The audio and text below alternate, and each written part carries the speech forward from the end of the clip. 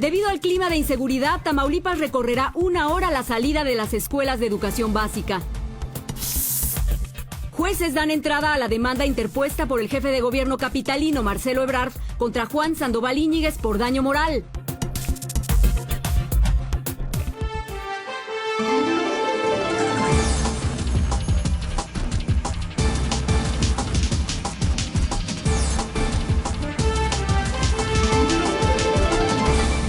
El presidente Felipe Calderón se comunicó con su similar de Chile, Sebastián Piñera, para felicitarlo por el rescate de los mineros atrapados. El presidente mexicano expresó que con esa acción no solo se rescata a personas, se rescata también una esperanza acerca de la valía de la humanidad. Ayer envió un mensaje al respecto. Primero que nada, quiero aprovechar, amigas y amigos, para extender a nombre propio, y estoy seguro que a nombre de todos los mexicanos, una muy sincera y cordial felicitación al pueblo y al gobierno de Chile por este extraordinario rescate de los mineros de la mina de San José que está llevándose a cabo.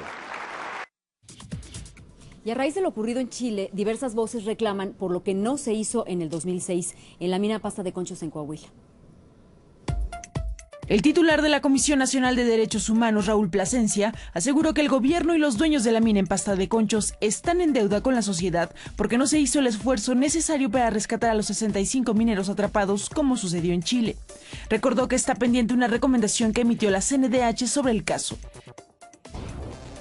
La Secretaría de Desarrollo Social y la Organización de las Naciones Unidas se comprometieron a coordinar acciones para erradicar la pobreza alimentaria en el país en los próximos 5 años, ya que corresponde al primero de los objetivos del desarrollo del milenio. Asimismo, surgió el compromiso de medir la eficacia del gasto en el desarrollo humano. Con la finalidad de poder recibir un mayor número de detenidos por el alcoholímetro, autoridades capitalinas iniciaron la remodelación y ampliación del Centro de Sanciones Administrativas, conocido como El Torito. Asimismo, se analiza la posibilidad de aumentar los puntos de revisión del programa Conduce sin Alcohol en las zonas donde hay más bares y discotecas. Y en otros asuntos, con la captura de Ignacio Javier López Medina, uno de los principales operadores financieros del Cártel de la Familia, la Procuraduría General de la República descubrió que ese grupo delictivo vende a China minerales extraídos de forma ilegal en la región serrana de Michoacán. De acuerdo con la dependencia, la operación se lleva a cabo a través de 3 empresas, mismas que tan solo este año exportaron 1.100.000 toneladas, equivalentes a $42 millones.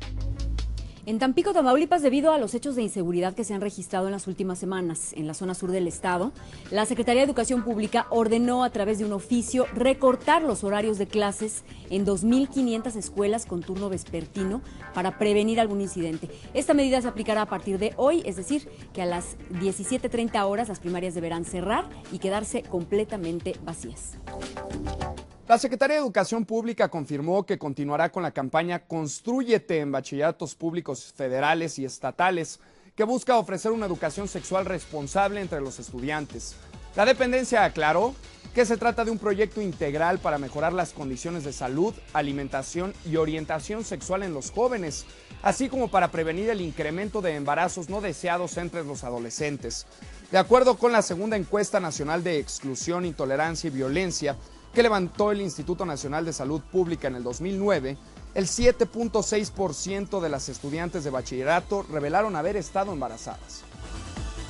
El juez cuarto de distrito en materia civil en el Distrito Federal declaró como ganadores a la Profeco y a 1.308 usuarios representados en la acción de grupo que se promovió contra el consorcio Aviaxa S.A.D.C.B. Los consumidores se vieron afectados cuando el 2 de junio del 2009 la aerolínea dejó de volar, por lo que se promovieron las acciones correspondientes para exigir sus derechos.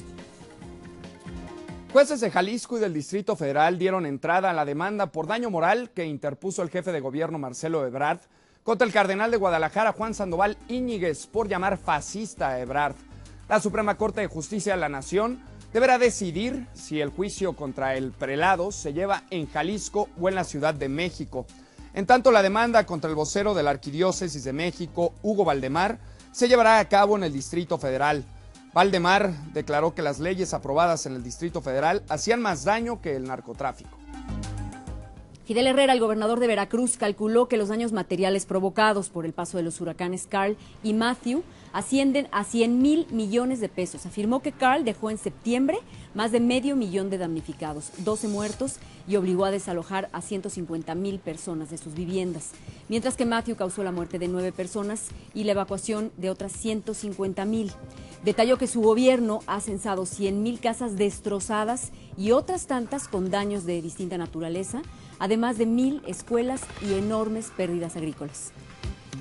Y pasando a temas nacionales, el coordinador perredista en la Cámara Baja, Alejandro Encinas, sostuvo que su fracción no solapará a nadie que tenga problemas con la justicia. Esto en referencia a Julio César Godoy Toscano, luego de que se dio a conocer un audio sobre una presunta conversación entre el diputado y Servando Gómez Martínez Latuta, quien es uno de los jefes de la organización criminal La Familia Michoacana.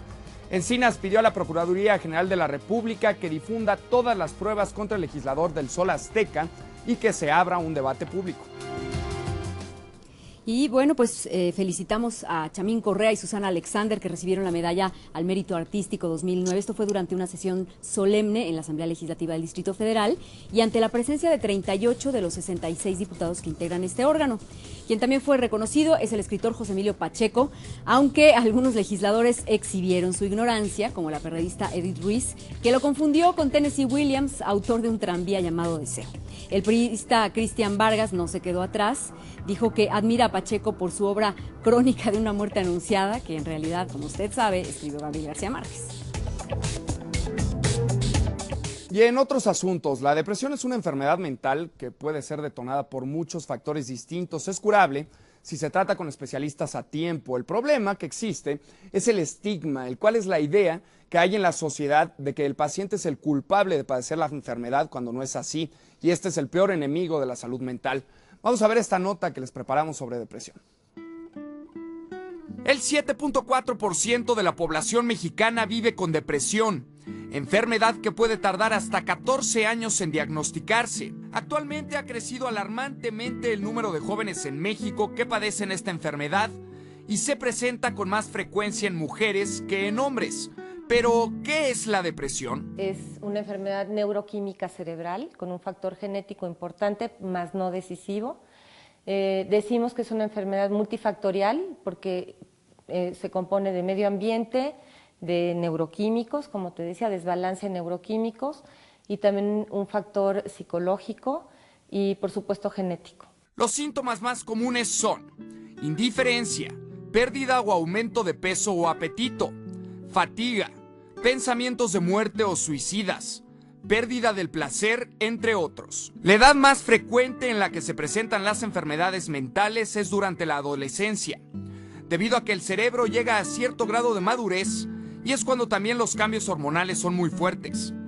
Es importante que la depresión se detecte a tiempo para que el paciente no llegue a refugiarse en salidas falsas, adicciones y modos de evadir el problema. Bueno, esto sí tiene mucho que ver en situaciones de alcoholismo. Hay muchas personas que están con ya cuadros de alcoholismo y que debajo hay una depresión. Puede ser cualquier tipo de adicción o puede ser por aislarse, en irse, involucrarse en, pues ya serían los jóvenes más grandes, en lo que sería en el trabajo, ¿no? Entonces, trabajo y trabajo, trabajo para no conectarme con mis emociones que son dolorosas. Hay ciertos detonantes en la vida de las personas que las pueden llevar a una depresión, como lo es la pérdida de un ser querido, la del trabajo o la falta de éxito en su camino profesional. México es uno de los países que peor se encuentra en materia de salud mental.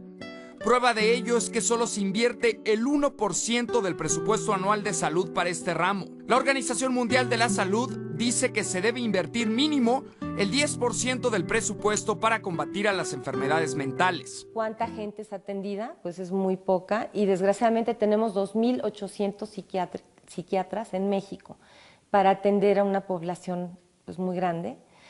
9 estados sin servicio de salud mental. Estamos tan mal como los países pobres de África. Datos de la Organización Mundial de la Salud indican que para el año 2020, la depresión será la segunda enfermedad que incapacite al sujeto en sus actividades a nivel mundial, solo seguida de las enfermedades cardiovasculares.